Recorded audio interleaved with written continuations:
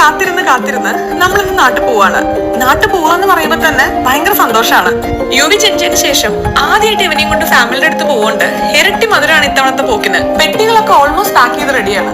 എത്ര നോക്കിക്കഴിഞ്ഞാലും പാക്കിങ്ങിൽ ഒരു last minute confusion അത് നിർബന്ധമാണ്. നമുക്ക് ഏകദേശം ഒരു 17-18 മണിക്കൂർ നീണ്ടു നിൽക്കുന്ന യാത്രയാണ്. ഇവിടുന്ന് വൈകുന്നേരം 8 മണിക്ക് കയറി കഴിഞ്ഞാൽ അടുത്ത ദിവസം ഇന്ത്യൻ ടൈം വൈകുന്നേരം ഒരു 7 മണിക്കാണ് നമ്മൾ കാലിക്കറ്റ് ഇന്റർനാഷണൽ എയർപോർട്ടിൽ ലാൻഡ് ചെയ്യുന്നത്. അതുകൊണ്ട് യാത്ര തുടങ്ങുന്നതിന് മുന്നേ ചെറിയൊരു കുളിയും തന്നെയൊക്കെ ആവാം. നമ്മൾ നാട്ടിലെത്തുന്ന ആലോചിച്ചിട്ട് ഇന്നലെ രാത്രി എനിക്ക് സന്തോഷം കൊണ്ട് ഉറക്കം വന്നിട്ടില്ല. ആദ്യമായിട്ടാണ് വിഷ്ണുവിന്റെ പേരൻസും എന്റെ വെല്ലച്ചനും അമ്മമ്മയൊക്കെ യുവിനെ കാണുന്നത്. അയ്യോ, ചേട്ടനെത്തിയല്ലോ.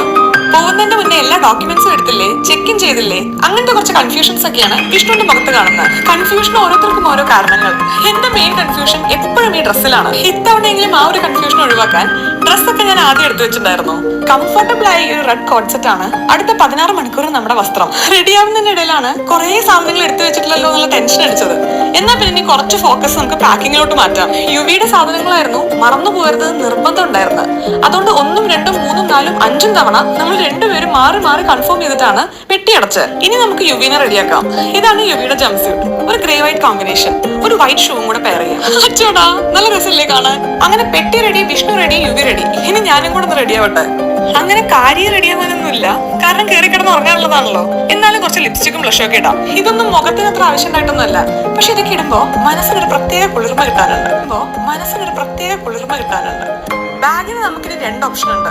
ഒന്നെങ്കിൽ യുണീക്ലോന്റെ ഒരു മൂൺ ബാഗ്, അല്ലെങ്കിൽ ലെക്കോസ്റ്റിന്റെ എന്തും കൊണ്ടുള്ള ഈ ഒരു സഞ്ചി. രണ്ടാമതൊന്നും ചിന്തിക്കാതെ തന്നെ സഞ്ചി ഉറപ്പിച്ചു, കാരണം അത്രയും സാധനങ്ങൾ ഉണ്ടായിരിക്കുമല്ലോ കൊണ്ടുപോവാൻ. ട്രാവലിംഗ് വിത്ത് എ ബേബി ഡാ. എല്ലാവരും റെഡിയായി, എല്ലാ പാക്കിങ്ങും കഴിഞ്ഞ് നമ്മൾ ഇതേ എയർപോർട്ടിലേക്ക് ഇറങ്ങുകയാണ്.